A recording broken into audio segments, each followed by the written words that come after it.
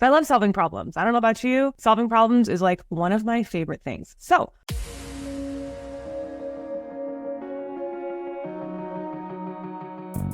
Agent Power Huddle is a daily jumpstart, giving you all the tools you need to create an amazing real estate career.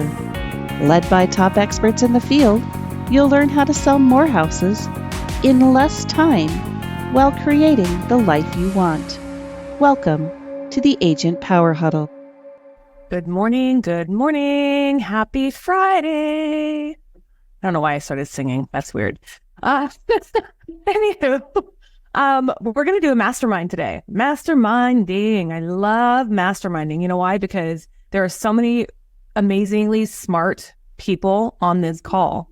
And I want to tap into all of your knowledge to help other people solve problems. I love solving problems. I don't know about you. Solving problems is like one of my favorite things. So why don't we get started? Does anyone, who's got a problem? What's a problem that you're having in your real estate business right now? Whether it be with like, buyers who are timid, homes sitting on the market too long, homes not sitting on the market long enough, whether it be like within your internal processes, like your seller systems, your buyer systems, your onboarding, money, lead gen, marketing, like who's got problems in your business right now? Because I know everybody has a problem. Who wants to be open and share a problem is a better question. Nobody. Okay. Well, here we go. So no one wants to share a problem. Okay. So, Joy. Thank you, Joy. I love it. Okay, Joy, what's your problem? I'll share, but I'm not having the best week, so I might be emotional. But I'll share something we can maybe make a difference. Okay. I have a listing that's sitting too long. I need to get it moving. Yeah. Yeah. What's the price point on your listing? 2.2 million. 2.2 million. Okay. And what's the traffic been like up till, what's the traffic? How long's it been on the market and what's the traffic been like? Been on the market since the end of October. Traffic has been terrible. And that's happening in my market. The traffic in that price point has been very slow, but, and all the feedback I've had from realtors and people who have been in the home is that it's priced appropriately. Okay. I haven't had any, oh my God, it's overpriced, or are you kidding me? I haven't had any of that. That's good. That was going to be my first question. What do you think about the price? But the other thing is like, Angel might be able to key in here because she sells properties in that price point way more than I do. But I think that market in general is it's a much slower market. Yes. I mean, it's a much slower market. You're also in Vancouver where the price point isn't like, that's not a normal price point for that area. It's not Seattle. Yeah. It's not Seattle. It's not Bellevue. I mean, Angel sells that price point in Bellevue, but even in Bellevue, she was having a hard time getting some of her listings moving when the market was pretty hot. So I think like I'll tell you a story. Okay. So a few years ago, I had a listing on the market and it was in Spanaway. And if any of you who are from Washington understand, Spanaway is kind of this like weird hole. Like it's like, no, it's kind of in the middle of nowhere. And like, it used to be like so rural that like when I was growing up, the only people that lived in Spanaway were probably drug addicts. Like that's literally like the kind of city that it was. It is now completely grown, has completely like morphed into this like this place that is very desirable. It's affordable. It's very close to the military base. It's very close to commuting. So it's a very desirable area. That being said, it's not an area where people are buying $1 or $2 million homes. Okay. So the price point is probably in Spanaway between $500 to $600 or $500 to $650 is kind of an average price point out there. Mm-hmm. The reason I'm telling you this whole story is because I had a listing in Spanaway and the price on the property was $1.3 million in an area. And you guys, I just remember what I just described to you about Spanaway. Okay. So when you hear $1.3 million, what do you think? Like, okay, that's got to be a crazy house, right? Because like everything else, like there's no way a house in Spanaway would be 1.3 million. And I think it's pretty comparable to Vancouver and kind of where you're at. I mean, I know you have a lot of different areas in Spanaway, but this house was, it had two houses. It was on a creek. It had like 2 acres. It had a golf course in the backyard. I mean, it was like this insane house. So it was priced appropriately, and it took me 7 months to sell it. So the first time that I put it on the market, what I had done is I basically like kind of did it. I told the sellers, this is it's a different client, that it's truly a luxury. It was truly a luxury house. You know, in my market right now, in like Tacoma, if I'm selling a $1 million house, it's not luxury. It's just like every other house, right? But for this particular house, it was truly luxury. So it's a little bit of a different sort of client. It's sort of a different process. And so when I first put it on the market, what I had done is I had educated my sellers on marketing. I've educated my sellers on everything, but they were still stuck on their price of 1.3 million, stuck at 1.3 million. And I tried to explain to them, you know, what I just told you guys. Okay, you understand, you're all real estate agents. You understand that price in that kind of market is going to be a really hard sell. And so we kind of did what they wanted to do. I gave them some suggestions, and we kind of did what they wanted to do. After 2 months of having one showing, even at a broker's open, I had brokers opens. Even at brokers opens, I had like no one come through, even at the brokers opens. And that's when you know something's wrong. When brokers won't even look at the house, you know something's wrong. Mm-hmm. So what I did is I actually had told my sellers, I explained it all to them, and there were tears. There were tears in their eyes because they had poured their heart and soul into building this home, making it everything. And it was actually a really hard conversation. But what I had told them was, I think we need to take the house off the market for a few weeks, and you need to let me do what I want to do. And I said, because what I think is wrong right now, and I don't know if this is your situation, Joy, but there might be some sort of like scenarios that you could take from it. But what I think is wrong is that your house is too unique. It's too unique. It's too special, that the market is so narrow. Like the market for what you're looking at is like, if we had like 100 buyers for a house, you've got one. Right. And so we took it off the market. I did what I wanted to do, which was completely restage I had my stager come in. We restaged the whole thing. We redid all the marketing. I did a whole new video, hired a different photographer the second time around than I did the first time around. We actually had to remove some of the things from the backyard. I mean, they had like gargoyles in the backyard, which, you know, it was too unique. And so we took all of that out, and I put it back on the market. It was about this time of year that I did that. And we lowered the price. And we lowered the price by, it was kind of a big number for them. But in the whole scheme of things, it was like $100,000, not that much. And if you look at the total price.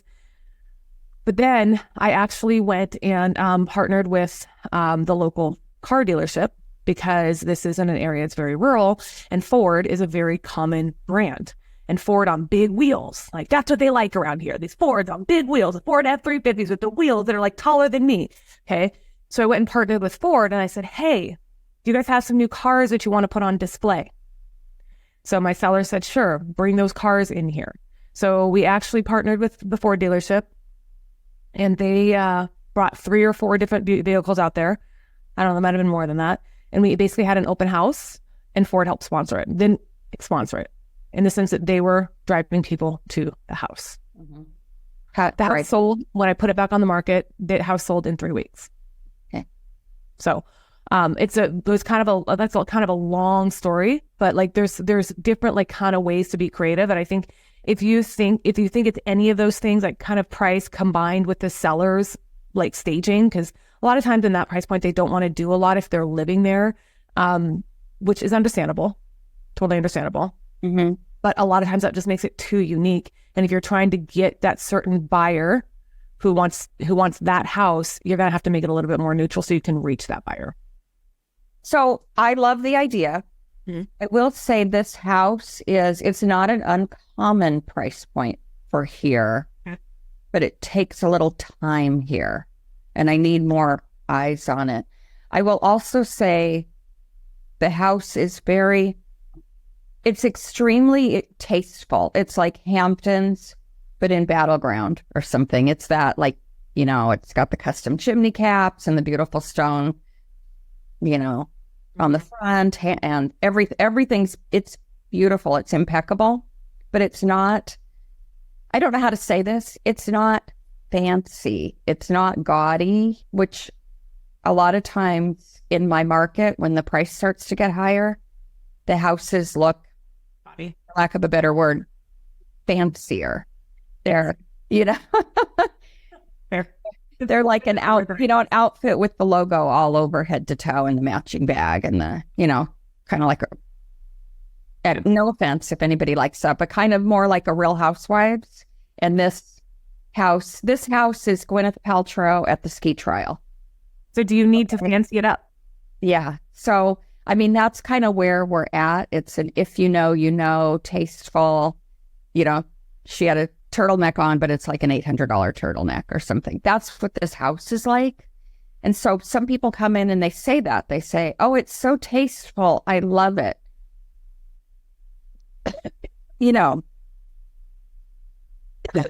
Pardon me. And, but I think it's not catching eyeballs. Sorry. I started choking. So Make your water. Angel, I know that you're in this price point a lot more than me. Any thoughts or suggestions? So last year I had a listing. Anyway, I had a listing that sat on the market for a long time, but it was when right before the rates started dropping. We listed it 100,000 under the nearest comp. I think we started at 3,250, and we had an appraisal done right before my client did, and it came up like at 3.3 or 3.4. So we thought, no problem. This is going to sell at 3,250. And we knew what her bottom was. And thankfully, she was realistic. The house was staged, had a ton of showings, and it just sat. And it sat. And it sat. And we dropped the price a couple of times. And it didn't move. Fortunately for me, I bought the house, but that's another story. And it worked out that way. But it was like that all last year. So if you listed, I think you said, did you list your house 2 months ago? it was at the end of October, and the timing was terrible here. That's right. Rates were different, right? Yeah. There's a whole different. I mean, everything I listed at the end of October sat for a while. What was it like last year? Did they sit last year? I mean, I know this market sits a little bit longer generally, but was your market longer, but some were moving.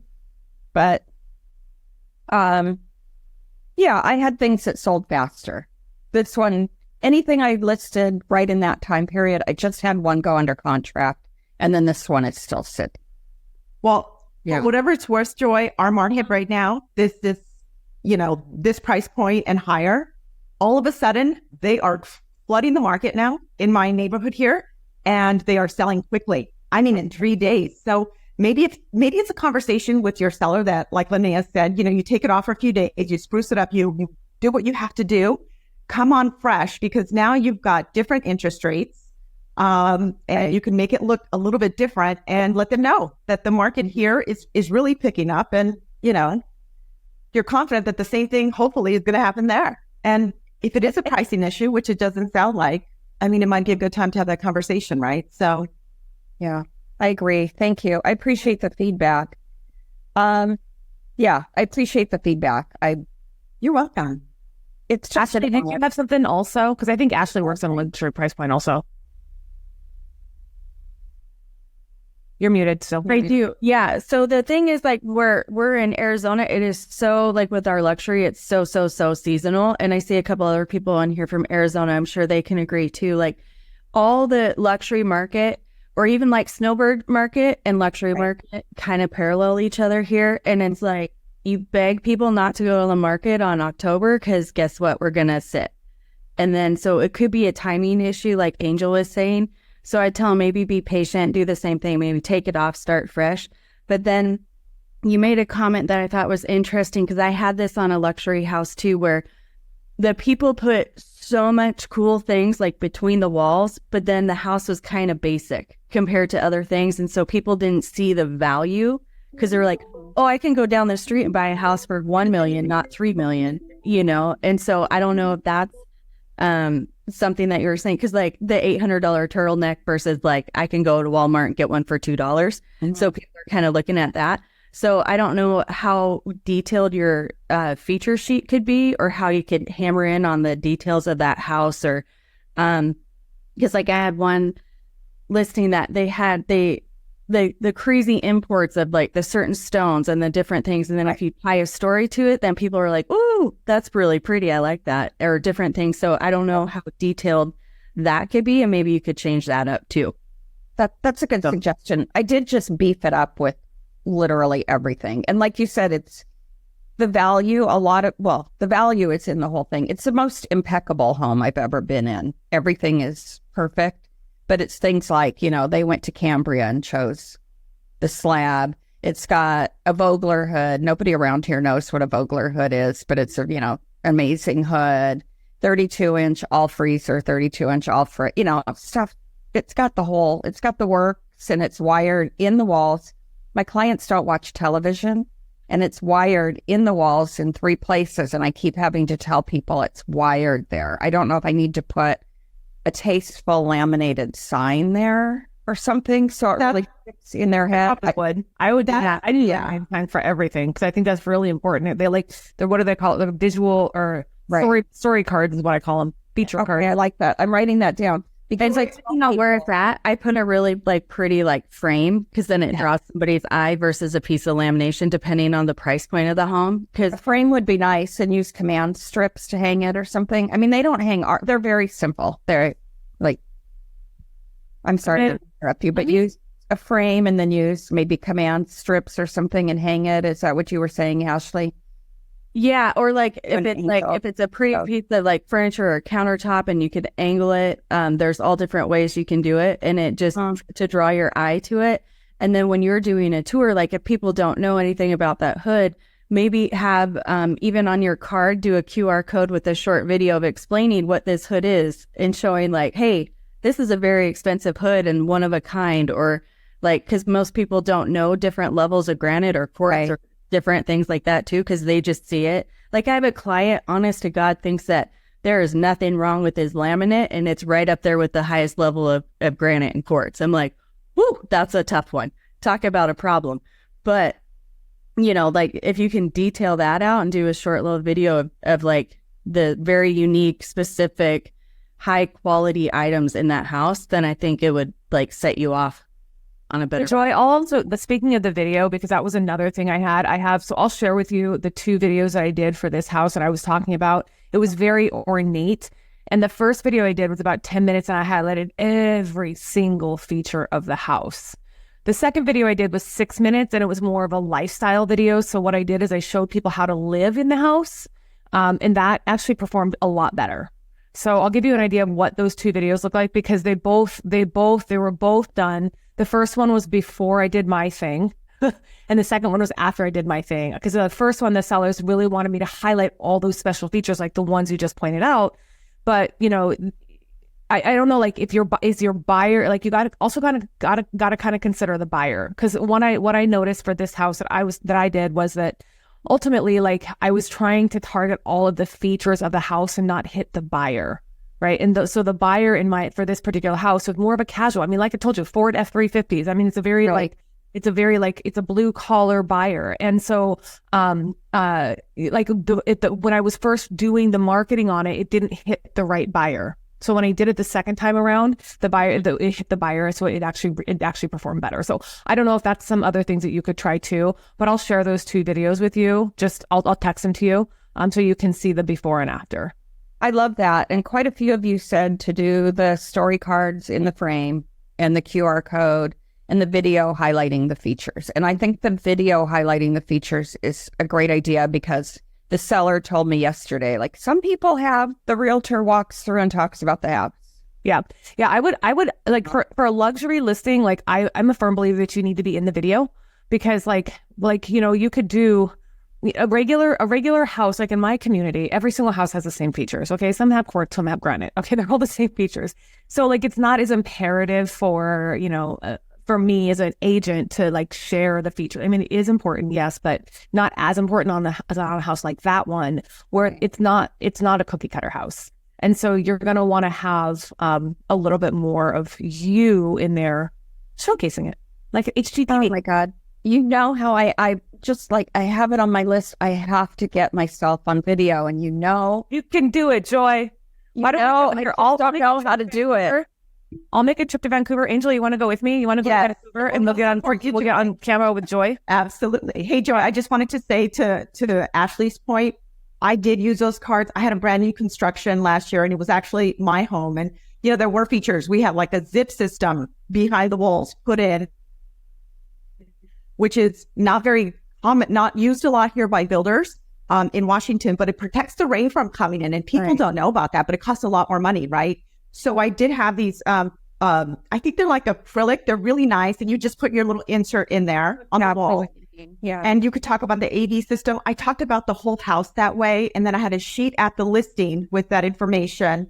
And then I did an attachment on the MLS with the special features, just stuff like that, just to reiterate it. But I think a video as well would be amazing. And I think you'd be amazing on video, Joy. Anyway, We'll make a special trip. I'll come down and we'll be in the video with you. I'm all about being in videos with people. I love it. I love it. I know you love it. You can also send me those other two, and I think that would help a lot. And I don't want to take all the time, but I really appreciate the ideas. I think those are some places that I missed out. I do accompany all the showings, and I have a 2-page features list. But, it's really hard to make people understand the value of the fact that there's wiring in a sleeve under the driveway, so you can put out more lights, and you can do an electric gate if you wanted to. It's hard for people to even see that when I tell them. So I appreciate the help. Thank you. Absolutely. Thank you so much. Good conversation. Thanks. And the support. Thank you for the support. You got this, Joy. It'll sell. Everything will sell. Everything sells at the right price. There's a price for everything. So, oh my God. I have to take 1 second and tell you, I just had a sale fail yesterday because my clients did something fraudulent on their recorded deed. And so we couldn't close it. oh no, That was fun. Yeah. That was my other listing I got in October. that's a problem. Right before That's the a problem. deadline. Yeah. And this is that's an uncontrollable problem. That's something you can't do anything about when people It's an uncontrollable problem, but man, it's been a week and a half. So I need to get this other one sold so I have happy sellers. You got this, Joy. You got this. Thanks. Okay, Ashley. Okay, one other thing, Joy. Are you there at every showing? I am. Okay, never mind. So then you could walk around and point that out, because it blows my mind how many agents aren't there for luxury showings, and people will just blow through and they know nothing about the house. They'll know nothing. They won't read the whole sheet. But if I walk around, they say, "Ooh, I love that." And then I detail it out on the sheet, and if they say I have a question, then I mark it for them or whatever. That's great. Yeah, I love that. And have you done like brokers opens? Have you done any of that?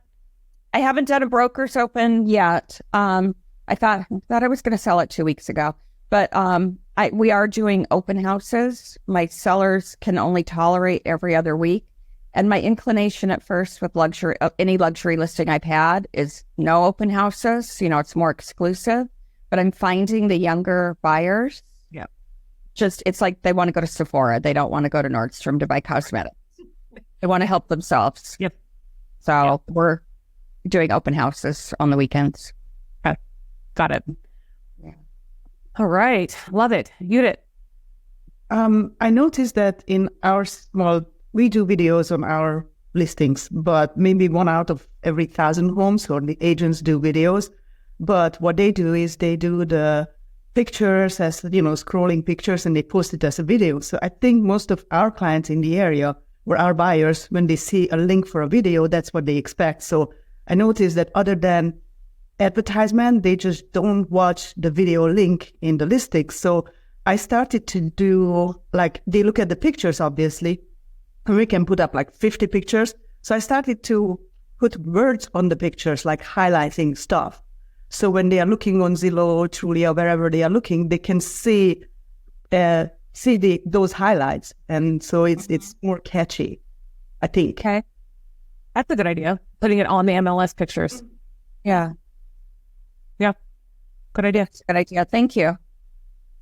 I like all the ideas. Thank you all so much. Hi, Masterminds, man. We can all solve you have great minds here. We got some great minds here. We can all help you solve your problems. Absolutely great hive mind. Yeah. Love it. Love it. All right. Anybody else? We got time for maybe one more. Who else has a problem that you need some help with? You have a whole group of people here who want to help you. Jackie's got a problem. Okay. But you're muted, Jackie. Sorry. I have a listing, hasn't hit the MLS yet. We're getting it ready. And the house is gorgeous. It was a former model home that I sold to these people. And it has a lot of decor features because it was a model home, and they don't want to stage it. And their furniture is, yuck. So I'm trying to figure out ways to do wonderful things, which maybe they'll listen to me and do certain things themselves to create, something better. And they live in the home? They live in the home. So could you do virtual staging? That's what I'm considering. And and I think that the company that I've worked with, and fortunately they do virtual staging where things can be there. So, the furniture can be there. So that's like what you could do that. You could even do like some vignette staging. Like there's a lot of things you can do with like will they let you change some decor? Possibly. Because when they first started, we started this last year, they were all kind of on board for just real staging. And now they said, okay, we're ready now to come back on the market again. No staging, no rearranging furniture.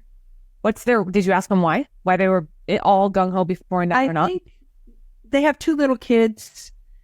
I think it's somewhat overwhelming to get things out of the way. And then the husband said, well, this is how we live and we think it's kind of fake. And I'm like, well, you know what a model home is. That's what attracted you to this house.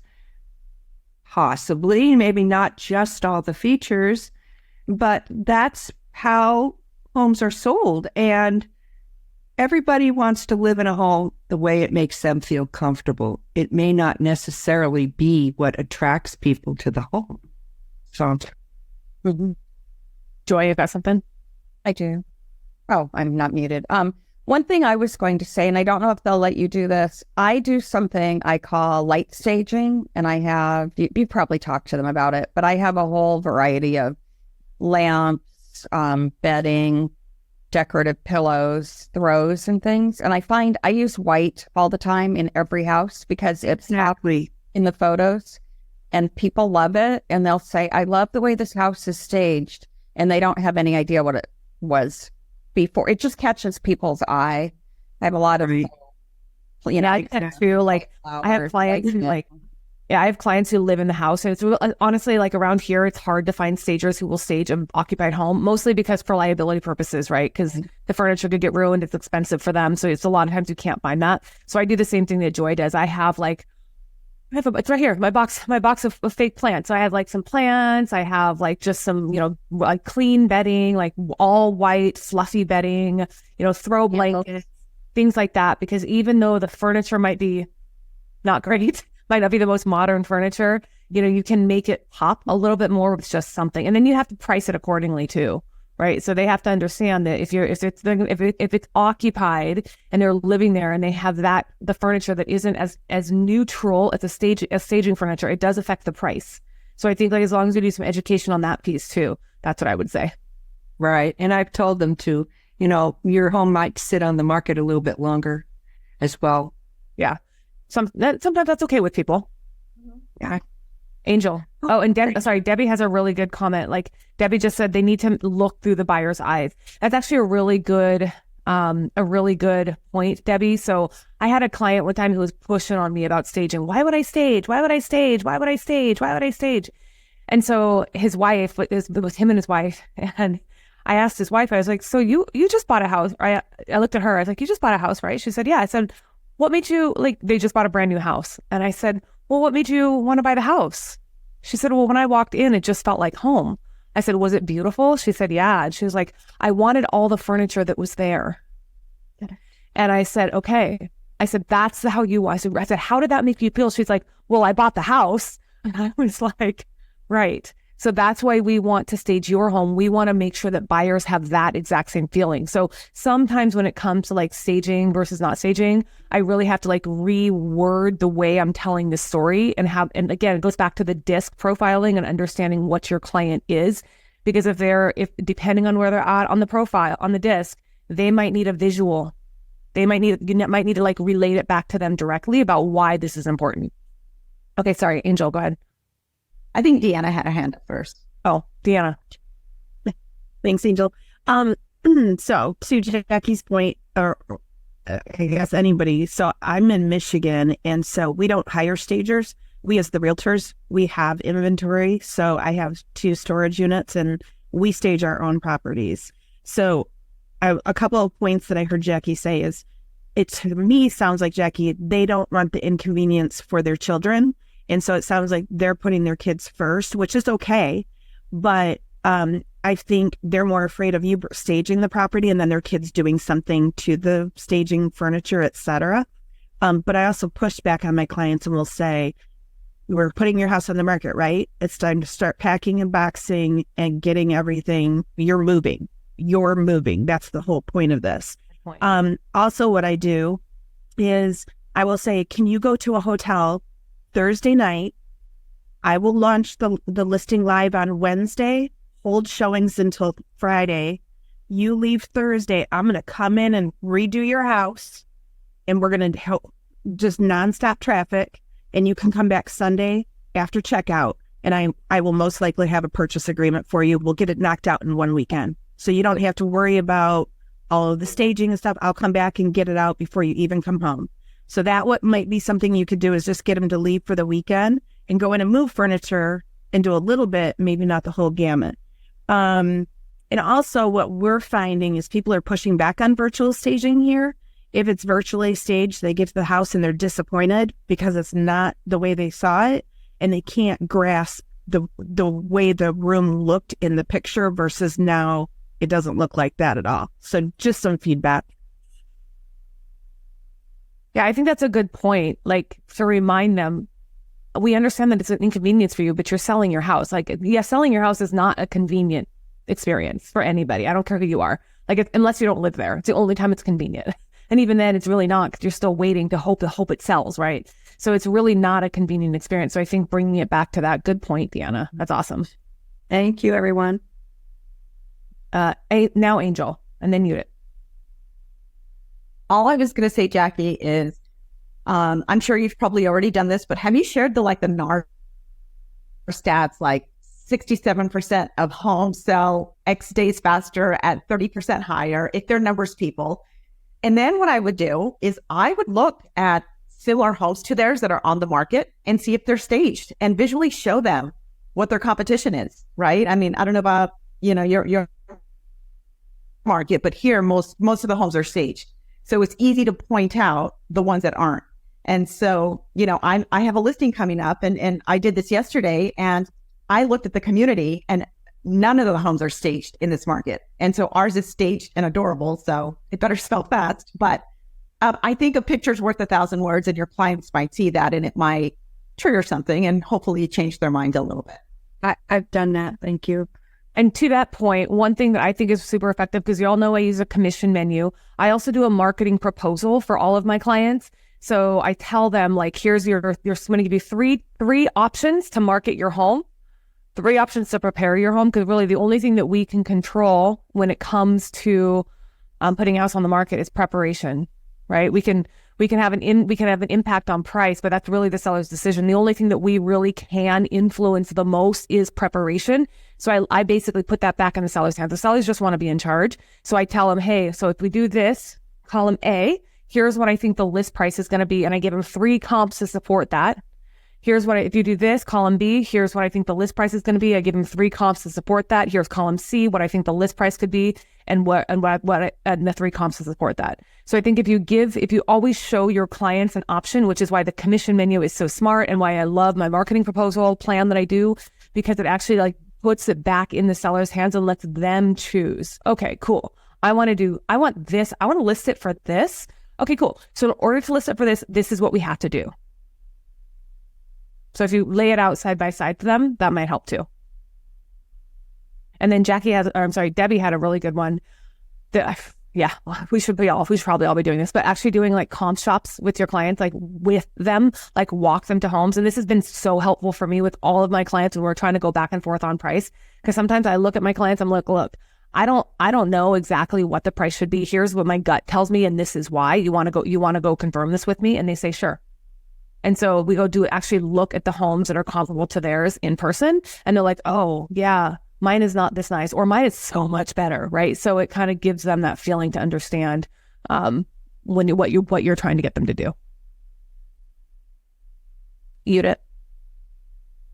Do you have before and after pictures of a house, before staging and after staging? I have a video that I put together, before staging, after staging, the same room. And I show that to my clients when they are kind of on the fence about their house and their stuff inside. And sadly, it's a house it was my house before I put it on the market and when I put it on the market, and they go like, oh, okay, I see what you're saying. The other thing that I tell them that most people are not visual. They're visual, and what they see is what they think. So if they see their stuff in there and it's not their style, they might just not get the house. So we have to stage it so that and sometimes we can use their own stuff, their own furniture, own decoration. It just needs to be rearranged, and they like it. So it doesn't have to be a complete staging. I like it. Oh, this is awesome. Thanks. Oh, Ashley has another one. Okay. On the point of that staging, like taking what they have, and because even if they don't have like beautiful art or something, but if you pick that one thing, be like, oh my gosh, this is so beautiful, we really need to showcase this piece. Then all of a sudden they're like, oh yeah, like they start trusting you more, or they have more fun with you. And then they're like, okay. And then they slowly let you do more. And then they don't realize that you just removed like 80% of all their crap out of their house. But that one thing that you loved, it's like, woohoo, they loved my piece of art. It could be something their kid made or something. And then it just changes their whole, like, my house is perfect. It's worth $1 million, even though it's only $325, So it's all just mind games. Psychology goes back to the disc. It goes back to really understanding where your client falls on that disc and understanding how to get through to them when it comes to anything with communication. So, okay, everybody, this was awesome. I'm working on getting a lineup for some guest speakers I've had a lot of people ask for just like tips on video. I went back through and looked at kind of what people want. And a lot of people have asked for some tips on video. So I actually have Krista Mayshore coming on the 23rd to give us her top tips for video. So keep your eye out for that. I'm working on a niche series because I know people have asked a lot about luxury, expireds, downsizers, or 55 and up. We have some people who are first-time home buyers. So I actually have people who work in those niches all the time and have success going to come on and share some of their tips with us. I'm working on getting someone here to share some more about database events because it's something I'm doing a lot of this year and I want to learn even more. So stay tuned. There's going to be I'll have a lineup coming soon. But if you have anything that you want to kind of review on these calls, please share it with me. Please put it in the group, post in the Real Talk with Lynea Facebook group, share it, because you never know. There could be someone in there right now who knows something and can help. And you guys could have a referral relationship there. So, okay. Thanks, everyone. I hope you have a great day, and I will see you next Friday. Thank you, dear. Bye. If you'd like more information or to get connected to the Agent Power Huddle, join our free Facebook group. This call was designed for the agents in our EXP organization, but open to any agent from any brokerage. If you're a guest and you're interested in learning more about EXP or our specific resources within the Agent Collective, reach out to the person who invited you to this call to get more info. Produced by the Agent Collective Media Network.